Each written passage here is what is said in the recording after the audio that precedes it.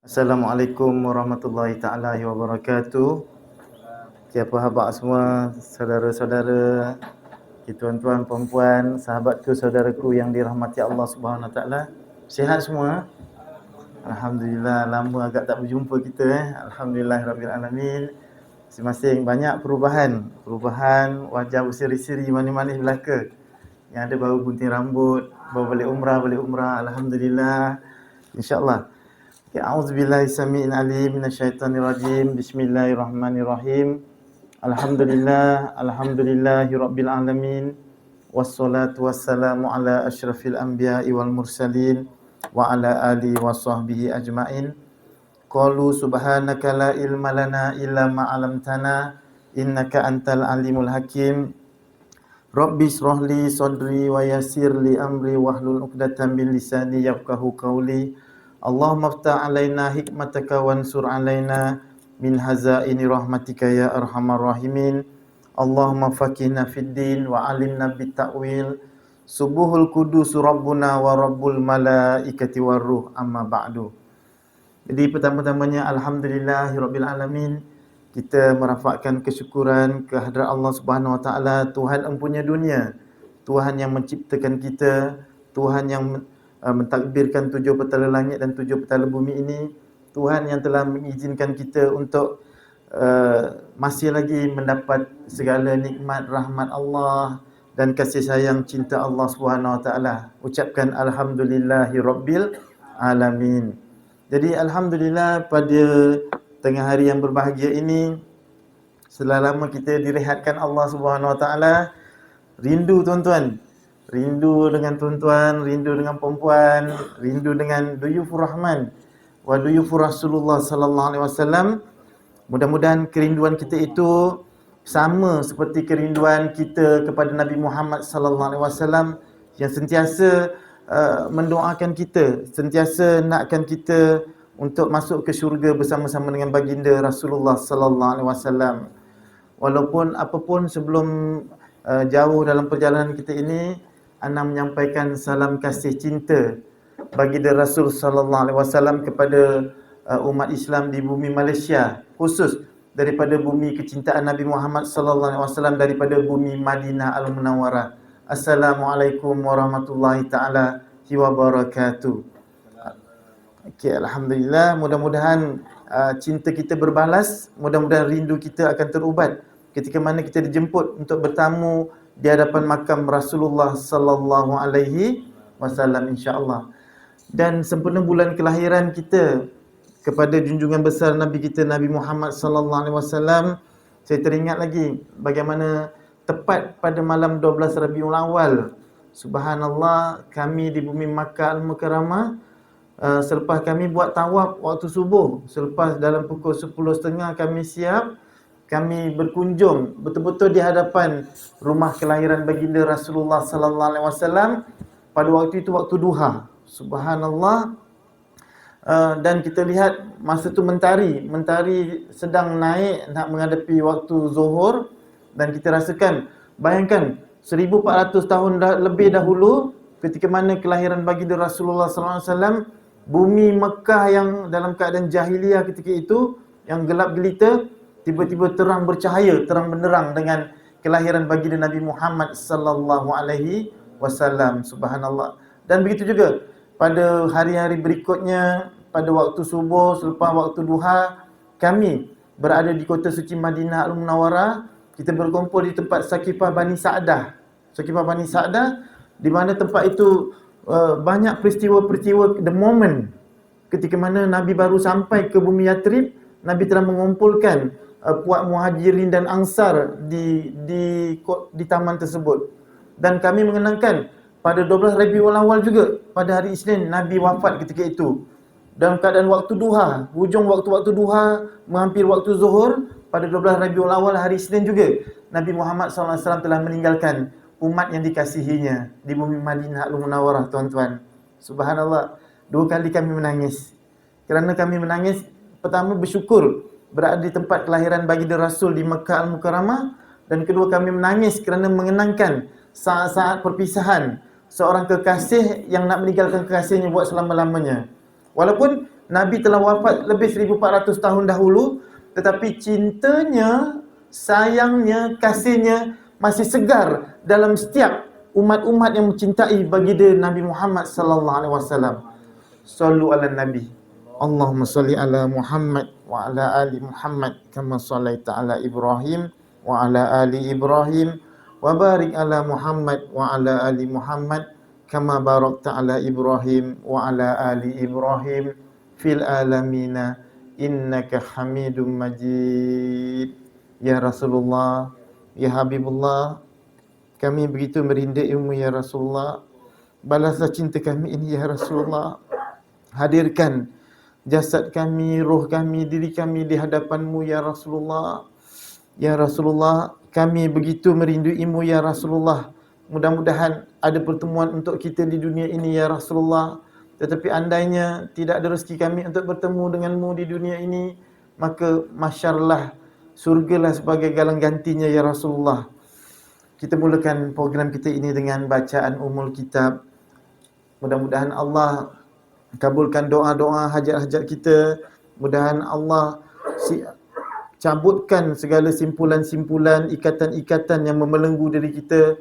Mudah-mudahan kita menjadi insan yang bertakwa kepada Allah, yang sentiasa bersyukur dan bersabar di atas segala nikmat dan juga ujian Allah Subhanahu wa taala. Sayyul lahum al-Fatihah. A'udzubillahi minasyaitonirrajim. Bismillahirrahmanirrahim. Alhamdulillahi rabbil alamin, arrahmanir rahim, maliki yaumiddin. Iyyaka na'budu wa iyyaka nasta'in. Ihdinas siratal mustaqim. Siratal ladzina an'amta 'alaihim ghairil maghdubi 'alaihim waladdallin. Amin. Ayo sahabatku, saudaraku, kita buat sedikit penyucian jiwa kita. Mudah-mudahan dengan niat kita yang tulus, ikhlas kerana Allah, yang mengajar, yang belajar, diberikan kefakihan fiddin, diberikan kelapangan oleh Allah Subhanahu wa taala dalam apa juga hal yang kita hadapi selama ini, insya-Allah. Astaghfirullahal azim allazi la ilaha illa huwal hayyul qayyum wa atubu ilaih. Astaghfirullahal azim allazi la ilaha illa huwal hayyul qayyum wa atubu ilaih. Astaghfirullahal azim allazi la ilaha illa huwal hayyul qayyum wa atubu ilaih. Astaghfirullah rabbal baraya. Astaghfirullah minal khataya. Astaghfirullah rabbal baraya. Astaghfirullah minal khataya. Astaghfirullah rabbal baraya. Astaghfirullah minal khataya. Subhanallah walhamdulillah wa la ilaha illallah. Subhanallah walhamdulillah wa la ilaha illallah. Subhanallah walhamdulillah wa la ilaha illallah. Allahu Allah, Allahu Allah, Allahu ya Allah, Allahu Allah, Allahu Allah, Allahu ya Allah, Allahu ya Allah, Allahu ya Allah, Allah, Allah, Allahu ya Allah, Allah, Allah, Allahu ya Allah, Allahu ya Allah, Allahu ya Allah,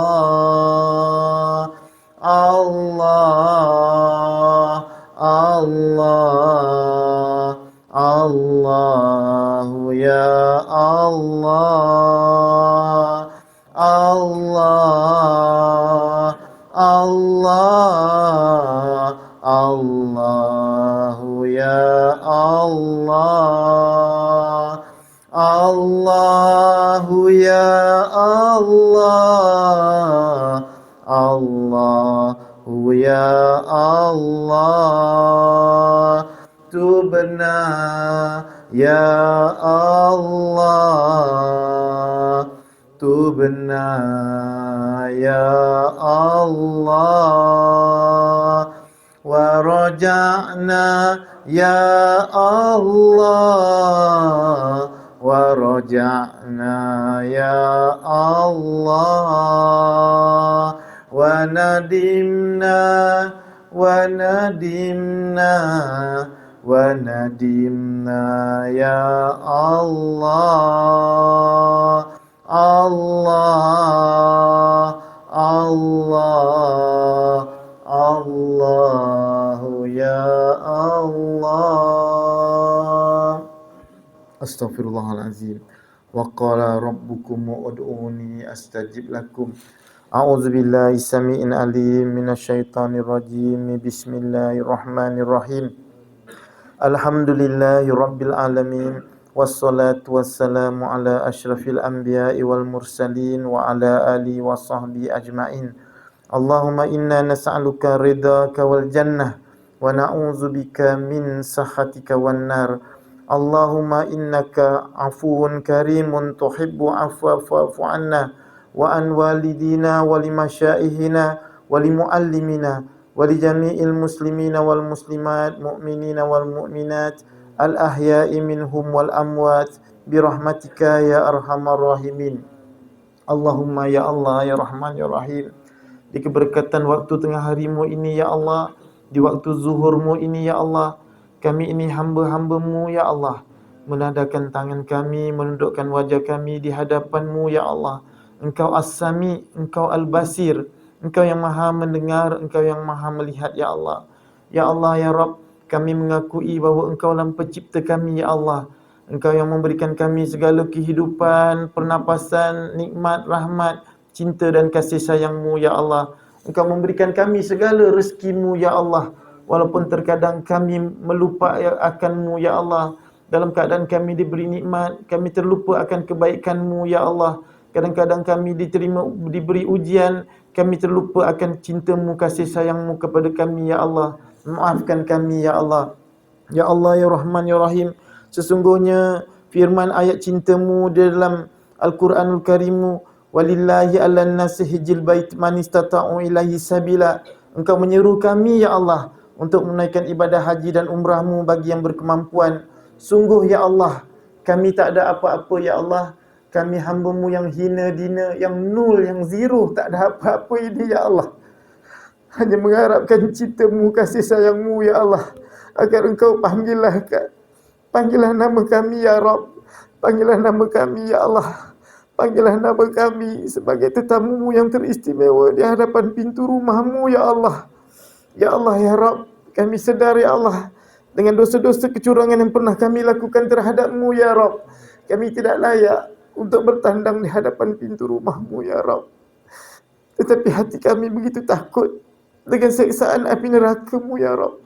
Maka ya Rabb, sebelum kami dimatikan ya Allah, sebelum kami dijumpakan wan-tuan di hadapan-Mu nanti ya Allah, izinkanlah kami ya Allah yang hina dina ini untuk bertandang di hadapan pintu rumah-Mu ya Allah, untuk bersujud di hadapan pintu rumah-Mu yang berada di dunia ini ya Allah, untuk bertawaf, membesarkan-Mu, mentakzimkan-Mu ya Allah, untuk mengakui siapa diri kami di hadapan-Mu dan siapa diri-Mu di hadapan kami, di hadapan pintu rumah-Mu ya Allah. Ya Allah, jangan pernah Kau tinggalkan kami ya Allah dari cinta-Mu, kasih sayang-Mu ya Allah. Ya Allah ya Rahman ya Rahim. Kami rindu dengan Nabi kami Muhammad sallallahu alaihi wasallam ya Allah. Ya Allah, di dunia ini kami kerugian tidak dapat hidup bersama dengan Nabi kami Muhammad sallallahu alaihi wasallam. Ya Allah, hadirkanlah Nabi kami dalam mimpi tidur-tidur kami ya Allah. Di yaumil mahsyar nanti kenalkanlah kami dengan Nabi kami Muhammad sallallahu alaihi wasallam. Izinkan kami yang hidup di dunia ini dapat berjumpa, bertemu dengan Nabi kami Muhammad sallallahu alaihi wasallam, mencium tangan Nabi kami, mendekap tubuh Nabi kami Muhammad sallallahu alaihi wasallam, bersama-sama Nabi kami dalam syurga-Mu ya Allah. Ya Allah, dalam syurga-Mu nanti izinkan kami melihat wajah-Mu yang agung ya Allah, wajah-Mu yang penuh kebaikan, dapat bersujud di hadapan wajah-Mu. Itulah nikmat yang terindah dalam hidup kami ya Allah. Ya Allah, walaupun kami tak layak ya Allah, walau siapa pun kami ya Allah, walau sekeji mana pun kami ya Allah, walau sehina mana pun kami ya Allah, walau sejijik mana pun kami ya Allah, walau sebesar mana juga dosa-dosa yang pernah kami lakukan ya Allah, Kau pandanglah kami dengan pandangan rahmat-Mu ya Allah. Jangan pernah Kau tinggalkan kami dari cinta-Mu, kasih sayang-Mu ya Allah. Ya Allah ya Rabb, kami benar-benar memerlukan cinta-Mu, sayang-Mu, reda-Mu, kasih sayang-Mu ya Allah. Tidak ada Tuhan lain yang kami sembah ya Allah, hanya Engkau ya Allah. Kami berbangga Engkau menjadi Tuhan kami ya Allah. Kami bersyukur Nabi Muhammad sallallahu alaihi wasallam menjadi ikutan kami ya Allah. Ya Allah, dampingilah kami ya Allah. Belailah kami ya Allah. Berlembutlah dengan kami ya Allah. Sayangilah kami, cintailah kami ya Allah. Hiburkanlah hati-hati kami ya Allah dengan cinta-Mu, reda-Mu, kasih sayang-Mu ya Allah. Tinggikanlah darjat-darjat kami ya Allah dalam syurga-Mu nanti ya Allah. Ya Allah, Kau masukkanlah kami di kalangan 70,000 umat Muhammad sallallahu alaihi wasallam yang dapat masuk ke dalam syurga-Mu tanpa dihisap ya Allah. Walaupun seminit, walaupun 5 minit, walaupun sehari, janganlah ya Allah, dengan syafaat Nabi kami Muhammad sallallahu alaihi wasallam. Wa sallallahu ala sayyidina Muhammad wa ala alihi wa ashabihi wa baraka wasallam. Subhana rabbika rabbil izzati amma yasifun wa salamun alal mursalin. Alhamdulillah ya Allah ala kulli nikmah. Alhamdulillah ya Allah ala kulli hal. Alhamdulillah ya Allah. Alhamdulillahi rabbil alamin. Amin ya rabbal alamin. Amin ya rabbal alamin. Ya Allah, sesungguhnya ada dua mata yang tidak akan dimakan oleh bakaran api neraka. Allahumma salli ala Muhammad. Sesungguhnya ada dua biji mata yang tidak akan dibakar oleh bakaran api neraka Allah Subhanahu wa taala. Yang pertama, ketika mana mata yang berjaga malam, ketika rakyat sedang tidur, ada insan-insan yang menjaga di perbatasan, contohnya seperti tuan-tuan di atas kapal menjaga perbatasan daripada dicerobohi oleh anasir-anasir kafilah laknatullah, menjaga kedaulatan tanah air kita daripada dicerobohi oleh bangsa asing. Itulah salah satu mata yang tidak akan dibakar oleh bakaran api neraka Allah Subhanahu wa taala. Takbir. Allahu akbar. Yang kedua, mata yang ketika mana berseorangan dia astagfirullahalazim, astagfirullah rabbal baraya. Mata yang takut dengan di atas segala dosa-dosa yang pernah dilakukan dan takut dengan azab siksaan Allah Subhanahu wa taala, lantaran mata itu menangis sorang-sorang kerana Allah Subhanahu wa taala. Oleh kerana takutnya akan maksiat yang pernah, kecurangan yang pernah dilakukan kepada Allah, maka mata itu menangis. Itulah antara dua mata yang tidak akan dibakar oleh bakaran api neraka Allah Subhanahu Wa Taala. Subhanallah. Ulama-ulama as-saful awalin ketika dahulu, bila mereka menangis tuan-tuan, mereka akan sapu air mata mereka pada wajah mereka, pada tubuh badan mereka, pada tangan mereka, pada janggut, pada misai mereka. Kerana Nabi pernah bersabda, kalau masa Nabi masih ada dahulu, sahabat-sahabat bila jumpa Nabi je, manja. Sahabat lesetkan Nabi, sahabat ambil tangan Nabi, letak kat muka sahabat. Kerana kalau kulit kita yang hina dini ini bersentuh dengan kulit Nabi Muhammad SAW yang suci itu, maka kulit kita tidak akan dimakan oleh bakaran api neraka Allah Subhanahu Wa Taala. Itu zaman masih ada Nabi tuan-tuan. Untungnya mereka yang hidup sezaman dengan Nabi. Tetapi kita Nabi dah tak ada. Hanya syafaat Nabi yang kita mohon, maka usahalah. Walaupun kita terpaksa menangis, buat menangis pada waktu malam, usahakanlah. Mudah-mudahan mata kita, tubuh kita tidak dimakan oleh bakaran api neraka Allah Subhanahu Wa Taala. Insya-Allah. Amin. Amin ya rabbal alamin. Sebab itulah kalau di Makkah ada jemaah-jemaah yang pertama kali, dah banyak-banyak kali sampai di sana, kadang-kadang ana sedih hairan bin ajaib. Antara waktu maghrib sampai isyak, mereka berpelesiran, beli jubah, cari tamal, cari kurma. Tu anda cakap, Masya Allah, betapa ruginya. Sama ada di Makkah atau di Madinah, betapa ruginya mereka yang di antara waktu maghrib dan isyaknya, mereka berpelesiran. Kalau setakat nak shopping, kat Malaysia boleh shopping tuan-tuan.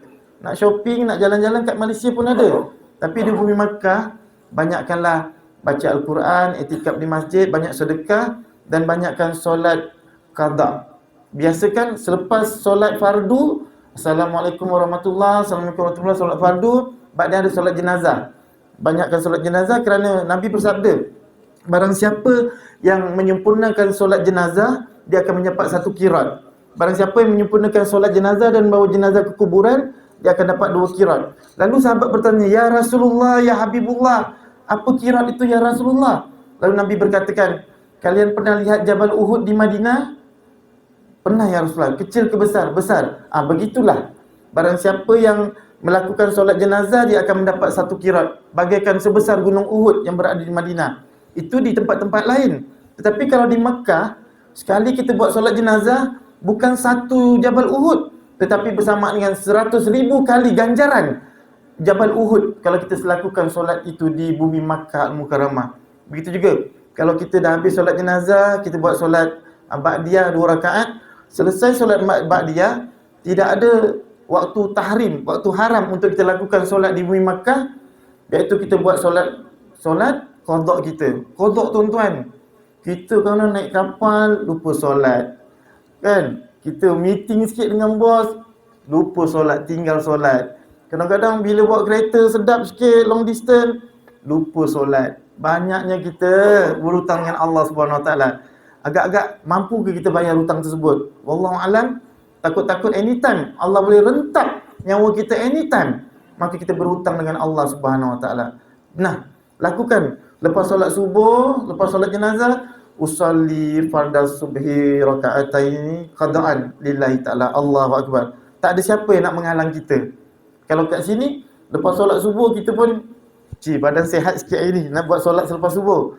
Oh cakap, tengok ustaz tu Wahabi ke apa? Ustaz tu dah miring ke apa? Lepas mafi solat ba'da solat subuh. Tidak ada solat selepas solat subuh dan asar, betul? Itu di tempat-tempat lain. Tetapi di bumi Makkah, bumi yang sangat special. Jadi Allah katakan, itulah solat yang Allah nak tengok kita, untuk perbanyakkan solat di dalam Masjidil Haram, insya-Allah. Mudah-mudahan kita dapat membayar hutang-hutang kita kepada Allah Subhanahu Wa Taala, insya-Allah. Okey. Jadi tuan-tuan, puan-puan, kita berbalik kepada kitab kita, Allahumma salli ala sayyidina Muhammad. Kitab yang lama kita dah tinggalkan. Berapa tahun tuan-tuan kita dah belajar ni? PKP dah 2 tahun Ini masuk tahun yang keempat. Masya Allah, tabarakallah. Jadi walaupun kitab ni tapi tebal, alhamdulillah, banyak intipati dalam kitab ni yang kita nak mentelaah, murajaah dan juga kita amalkan. Boleh? Insya-Allah. Jadi hari ni insya-Allah setelah lama kita ana tak lupa Ana di sana, ana praktikkan. Di sini kita belajar sama-sama, di sana ana praktik. Contohnya macam-macam kita praktikkan di sana. Okey. Jadi hari ini kita nak menyambung pada muka surat 268. Okey, siapa yang ada mentelaah kitab, kita buka muka surat 268. Yang tak ada kitab, kita boleh dengarkan dan nukilkan dalam hati kita, dalam minda kita. Mudah-mudahan nanti satu ketika bila kita nak pakai manasik haji, manasik umrah ni, kita boleh praktikkan di bumi Makkah dan Madinah Al-Munawwarah, insya-Allah. Jadi tajuk hari ini adalah yang sangat penting, iaitu hukum haji dan umrah kanak-kanak. Kita semua ada anak, kita ada cucu. Nanti mungkin satu ketika kita akan umrah dan haji bersama anak-anak kita. Jadi kita dengarkan bersama-sama syariat dan juga hukum hakam yang kita nak belajarkan bersama-sama, insya-Allah. Okey. Haji adalah satu ibadah fardu yang wajib. Haji adalah satu ibadah fardu yang wajib dikerjakan sekali seumur hidup.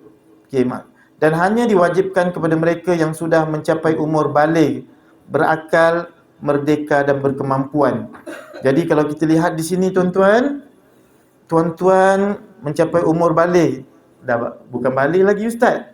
Dah 18 kali baligh dah. Okey. Berakal, alhamdulillah kita masih berakal lagi. Merdeka, kita semua merdeka. Tidak ada yang dijajah hari ini, dan juga berkemampuan, insya-Allah. Kita semua berkemampuan tuan-tuan. Kita berkemampuan. Allah bagi banyak kemampuan, semua kadang-kadang tu kita kena takkidkan, kita kena kuatkan sikit diri kita agar dipanggil oleh Allah Subhanahu Wa Taala sebagai tetamu, insya-Allah. Secara umumnya kanak-kanak adalah tidak ditaklifkan untuk melaksanakan ibadah haji dan umrah. Ini disebabkan kanak-kanak tidak dianggap mukallaf dan dituntut ke atas orang-orang yang telah baligh. Okey, jadi anak-anak kita yang umurnya 6 tahun, 7 tahun ataupun belum baligh tidak dituntut orang yang belum baligh, ya.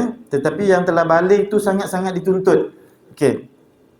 Di dalam permasalahan ini, apabila seorang kanak-kanak melaksanakan ibadah haji dan umrah, ibadah tersebut adalah sah. Namun ibadah tersebut dikira sebagai ibadah sunat dan wajib ke atasnya untuk melaksanakan haji fardu apabila dia sudah baligh. Jadi walaupun kita bawa anak kita yang umurnya 5 tahun, 6 tahun yang belum baligh, haji dan umrah ni tetap sah, dapat pahala bagi mereka, tetapi tidak menjatuhkan kefarduan ke atas kanak-kanak tersebut. Nanti bila dia dah besar, dia dah baligh, dia dah bekerja, jadi wajib untuknya untuk melakukan haji dan umrah sendiri, ya, kena datang balik. Haji dan umrah kecilnya tidak diterima sebab dia masih belum baligh.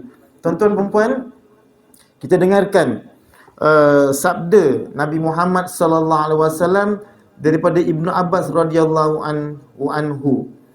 Ibnu Abbas ni merupakan seorang sepupu Nabi yang masih kecil, tuan-tuan. Kita sejarah sirah nabawiyah sikit.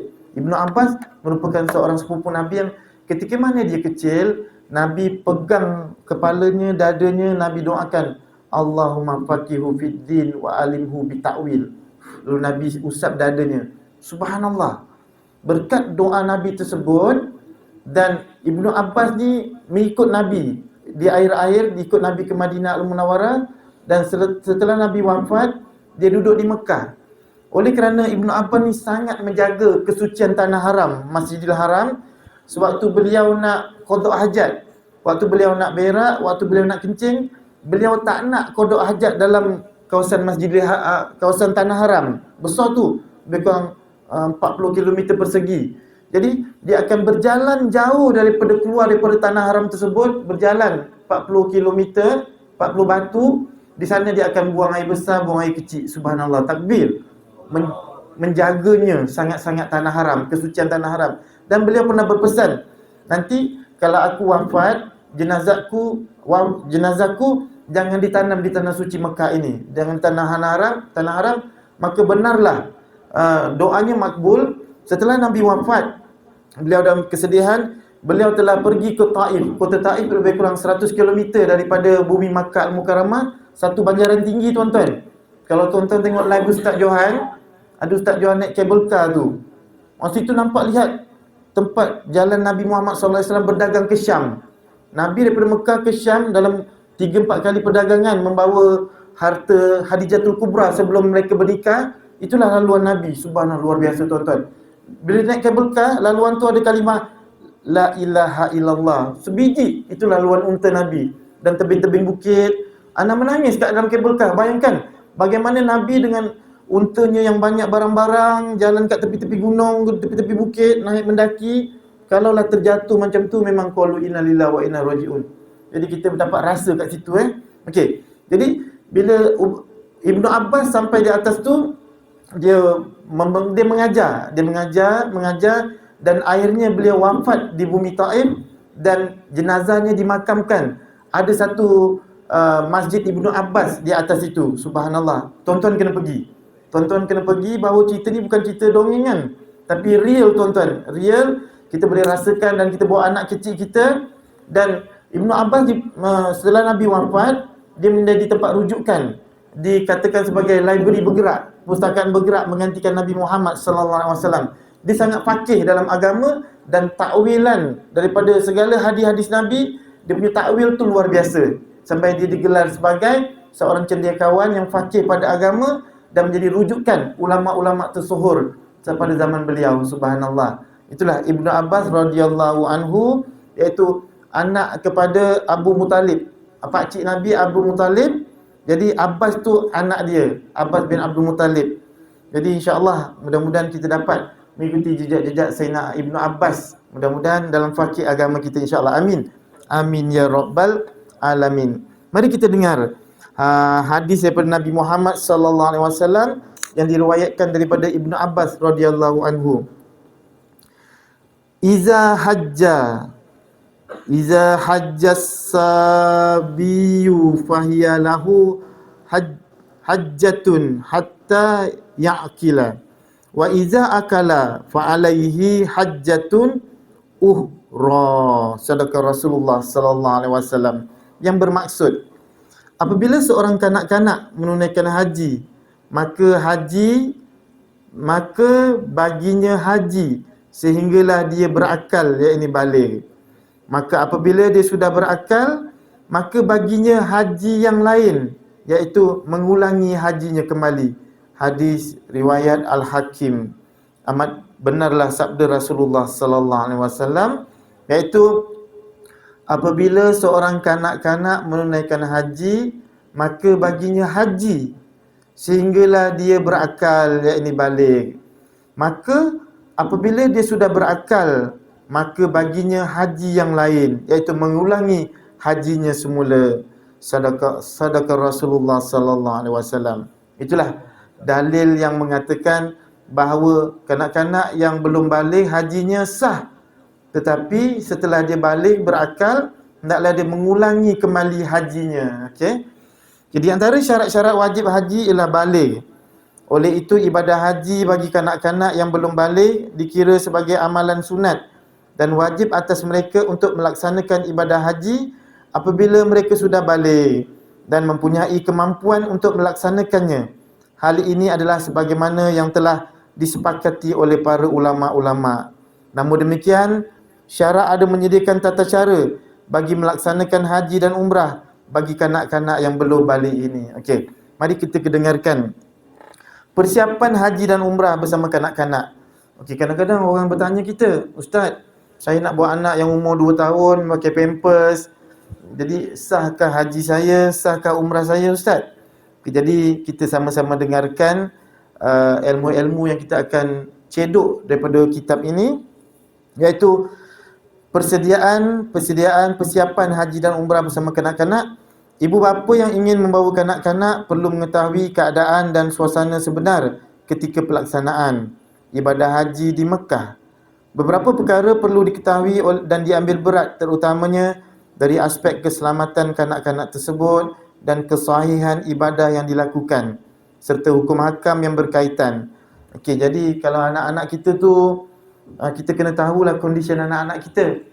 Jangan anak-anak kita kritikal. Anak kita dah semput, dah kronik kita bawa juga. Jadi itu tak elok untuk mengundang kesusahan pada anak-anak kita. Jadi kalau anak kita normal, anak cucu kita normal, kehidupannya sihat macam kanak-kanak lain, maka kita boleh bawa pergi umrah. Tak ada masalah.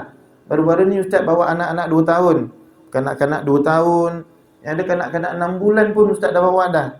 Tapi ibu bapa susah sikit. Sebab kalau boleh tu dia kena berotate dengan suami isteri. Suami isteri kena rotate, dan ada masa mereka ini melakukan umrah bersama-sama, dan Ustaz galakkan mereka untuk umrah yang ketiga, Ustaz cadangkan mereka guna skuter je. Ambil skuter 230 rial, kali 2. 230 rial, ayah bawa, ibu kelek baby, sambil tu ayah boleh doa, ibu tolong aminkan. Bila dia senang je. Sambil kita bawa tu, bila kita nak istilam ambil tangan kiri, kita bismillah ya Allah, sambil berjalan jangan berhenti. Kalau kita berhenti, bam, accident, kena langgar orang belakang. Jadi sambil bismillah ya Allahu akbar walillahil hamd, kita jalan, lepas tu pegang tak kanan balik. Boleh. Baby duduk kat sebelah, carry macam tu Okey, bagi mereka ada anak. Tapi kalau anak-anak tu berpampers, mari kita dengarkan persiapan dan persediaan perlu dilakukan, sama ada dari segi ilmu pengetahuan, mental dan juga fizikal. Okey. Ada 2 kanak-kanak, iaitu kanak-kanak yang dah mumayyiz dan juga kanak-kanak yang belum mumayyiz. Okey. Mumayyiz, kanak-kanak yang sudah boleh membezakan antara baik dan buruk, bersih atau kotor, kebiasaannya bermula usia 7 tahun.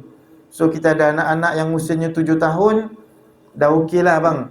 Dia dah boleh bezakan, kita bagi aiskrim dengan dia boleh bezakan yang mana kotor, yang mana bersih.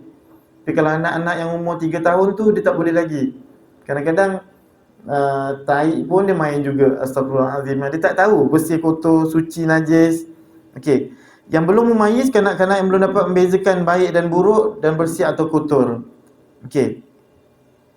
Bagi kanak-kanak yang telah mencapai usia mumayyiz atau telah mumayyiz, kebanyakan kerja-kerja dan amalan-amalan haji atau umrah adalah dikerjakan oleh kanak-kanak itu sendiri, sama ada dari segi rukun, wajib, sunat serta pantang larang.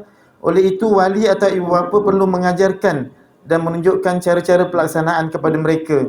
Okey, kalau anak-anak kita dah mumayyiz, contoh anak kita umurnya 7 tahun, 8 tahun, 9 tahun, kita cakap abang, adik, kakak. Okey, contohnya abang atau adik yang lelaki, okey, adik dah niat ihram, adik dah niat umrah, adik dah pakai ihram, maka adik tak boleh pakai minyak wangi, ikut macam ayah. Apa ayah buat, adik buat. Ikut je. Apa ayah tak buat, adik jangan buat. Dia follow ayah rapat-rapat. Adik follow ayah rapat-rapat. Contoh, adik ikut je ayah. Apa ayah tak buat, adik jangan buat. Gitu. Cakap dia. Dan kalau adik buat, adik dapat pahala. Kalau adik tak buat, adik tak sampailah kena dam gitu, sebab dia tak tahu lagi kan. Okey. Walau bagaimanapun, bagi setengah anak, diharuskan wali atau ibu bapa untuk membantu dan mengerjakan bagi pihak kanak-kanak tersebut dengan syarat-syarat tertentu. Okey, tapi bergantung pada anak kita, tuan-tuan. Kalau anak kita dah matang, matured sikit, kita buat sama-sama dengan dia. Tengok abang buat, adik buat. Tengok ibu buat, kakak buat.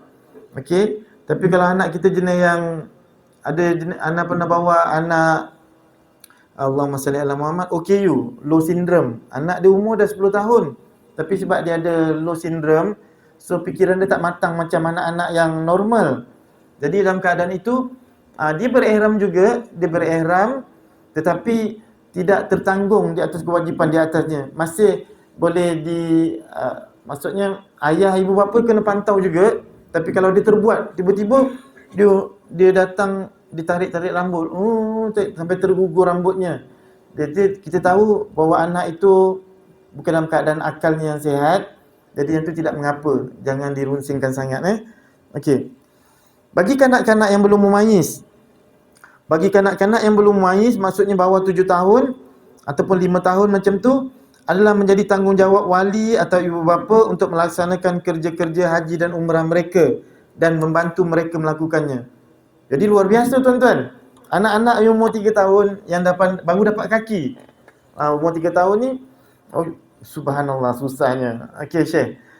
Dekat tempat sa'i, dekat tawaf okey, kita boleh pegang, boleh dukung dia.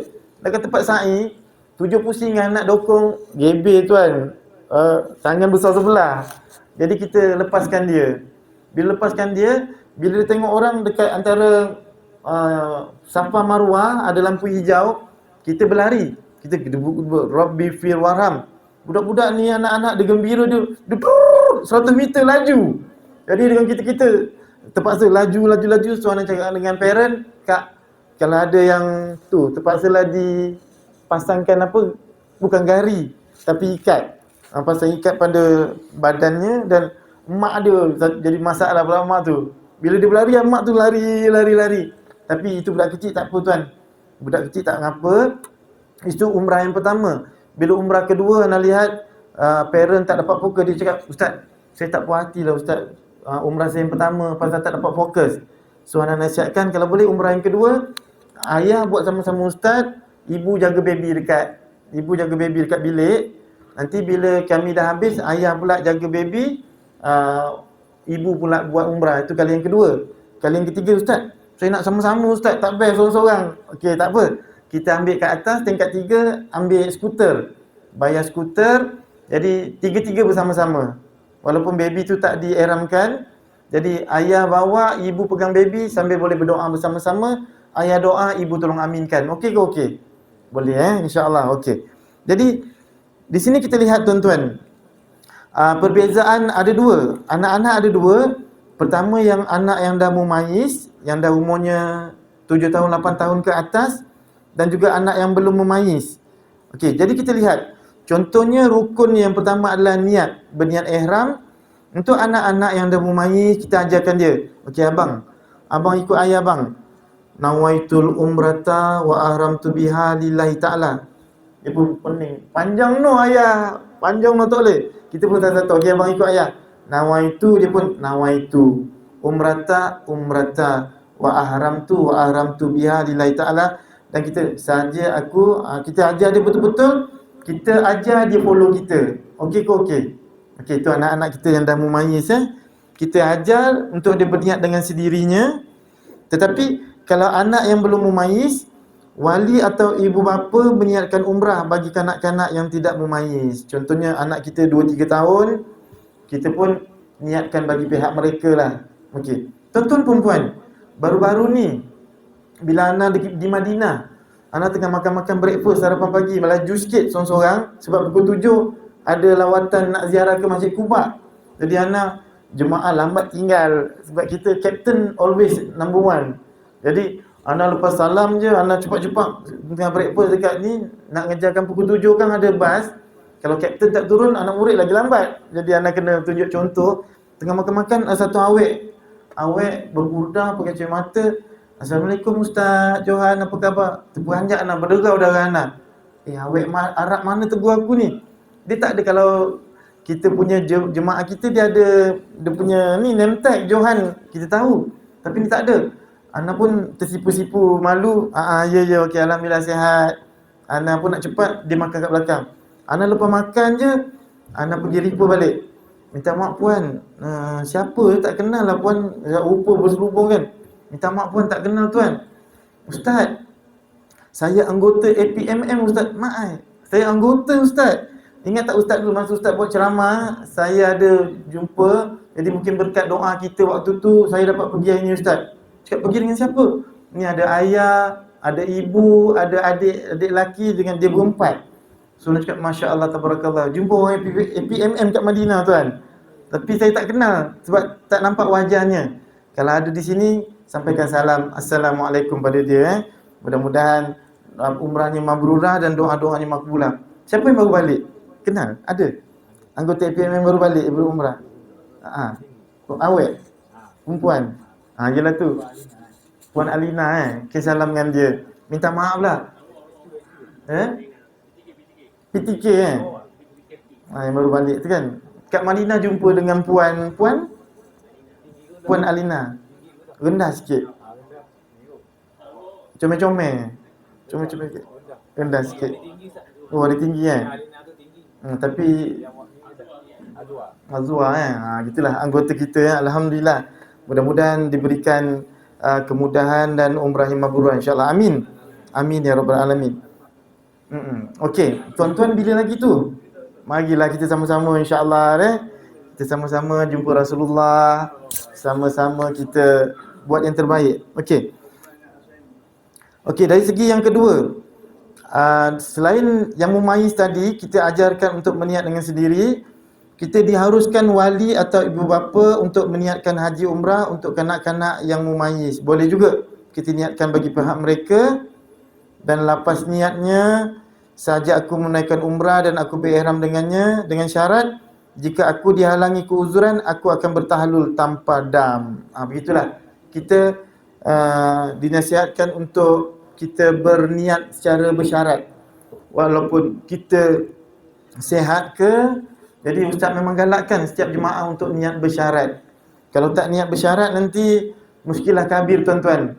Kadang-kadang especially orang perempuan, kalau tidak, banyak contoh ustaz lihat masa di Madinah sihat, masuk nak Mekah kita pun niat bersyarat.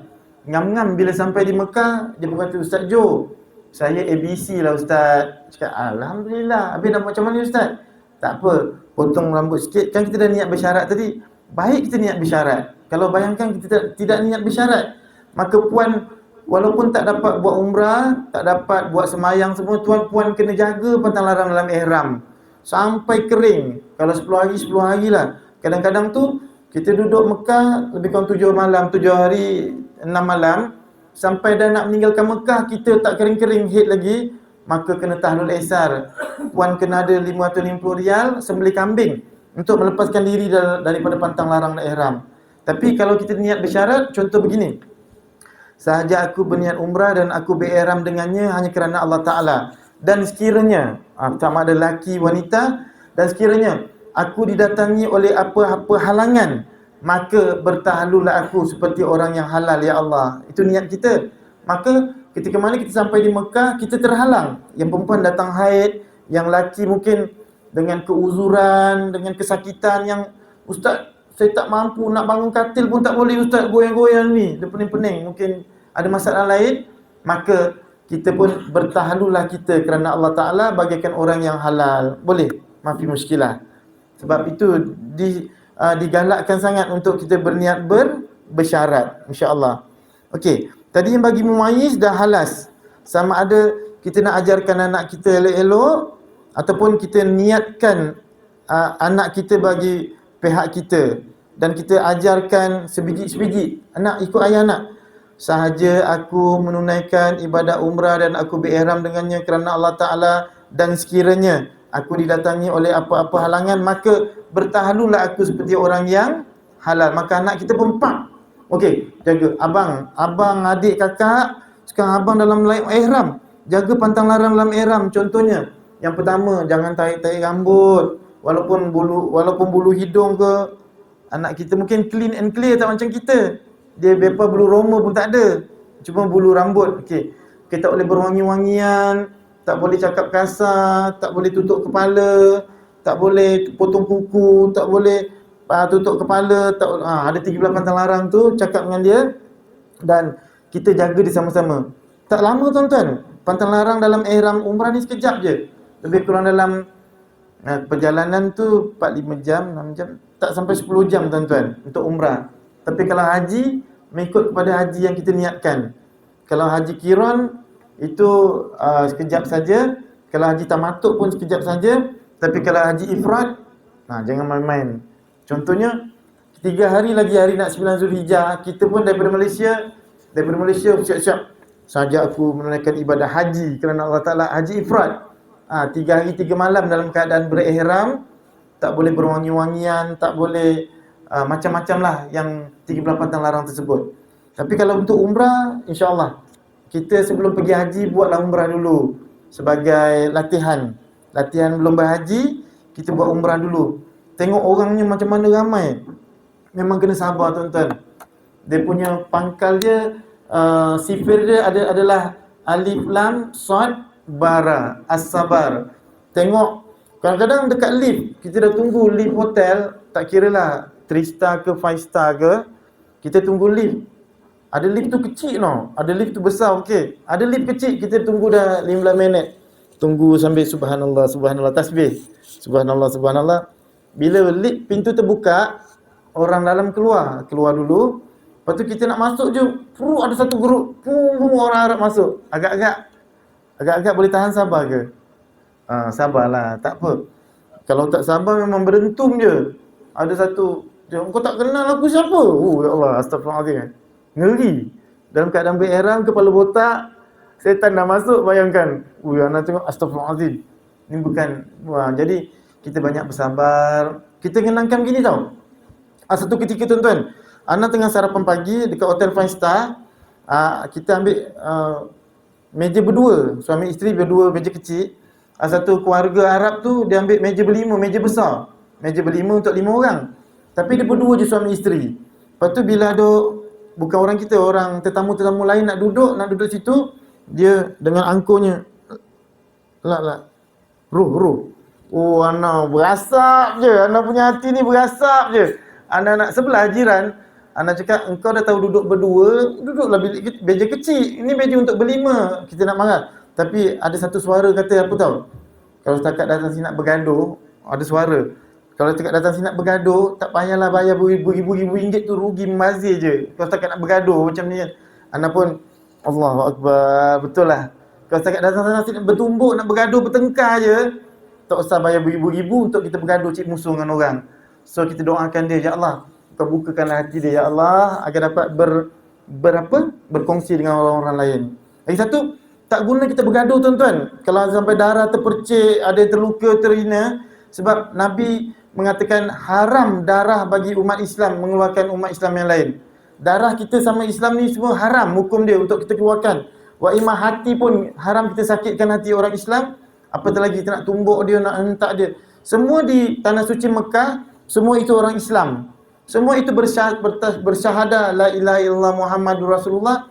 Tak guna kita nak benda kecil-kecil remeh-remeh temeh, kita nak sampai berhentam-hentaman, membazir tuan-tuan.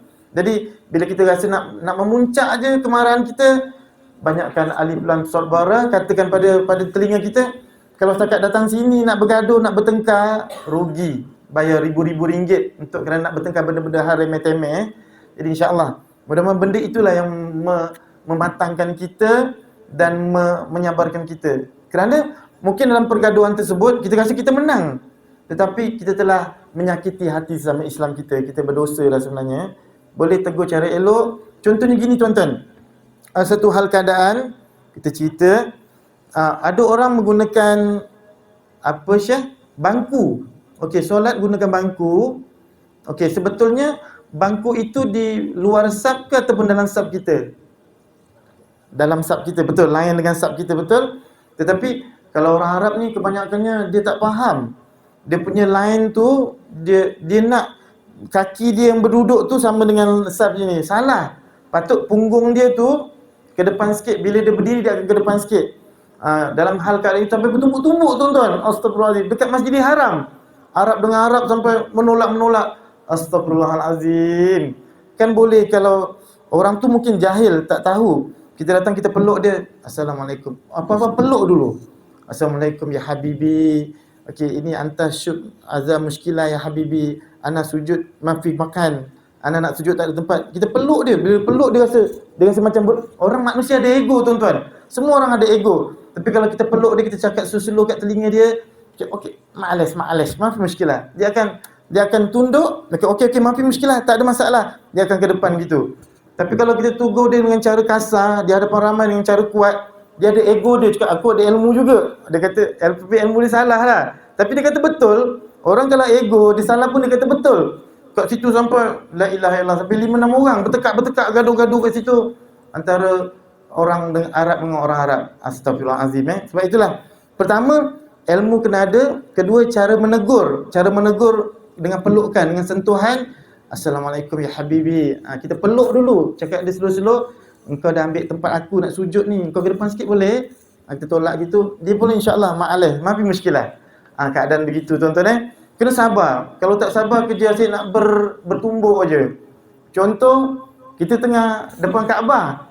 Kita tengah nak tunggu dah azan, nak tunggu iqamah, nak tersolat, kita pun duduk sekejap. Tengah duduk macam ni, duduk antara dua sujud gitu, tiba-tiba ada satu Pak Arab ni, dia pegang, kita kawan berdua, dia pegang kepala kita, kepala dia, sakit je.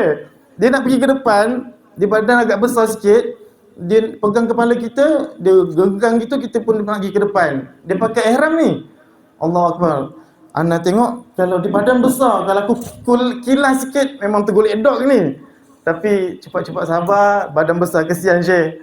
Kalau tergolek kat situ kan dia malu dan mungkin mencacatkan dia.